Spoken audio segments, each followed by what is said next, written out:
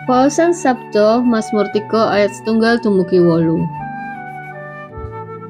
Kidung ing wayah esuk ing sajrone adep-adepan karo mungsuh. Mazmur anggitane Sang Prabu Daud nalika keplajeng saka ing ngarsane Kang Putra Pangeran Absalom. Duh Yehuwa, pinten-pinten satru kawula, kathah tiyang ingkang nglawan kawula.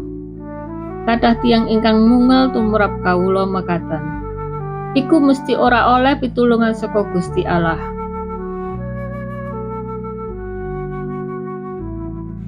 Nanging paduka Duh Yehuwa ingkang dados tetameng kawula, ingkang ngaling-alingi kawula, paduka ingkang dados kaluhuran kawula, inggih ingkang ndengangake sirah kawula. Kalawan swara anggonku nyebut marang Sang Yehuwa, banjur diparingi wangsulan saka ing gununge kang suci. Aku layah-layah banjur turu.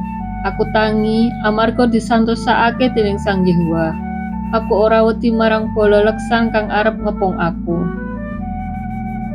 Duh Yehuwa, kawula aturi jumeneng mitulungi kawula, Duh Allah kawula. Amargi paduka ingkang sampun gepuk uwangipun sakatahipun mengsah kawula, saha tiyang duraka sami paduka rampalaken untunipun. Pitulungan punika datengipun saking Sang Yehuwa, berkah paduka rumentaha ing umat paduka.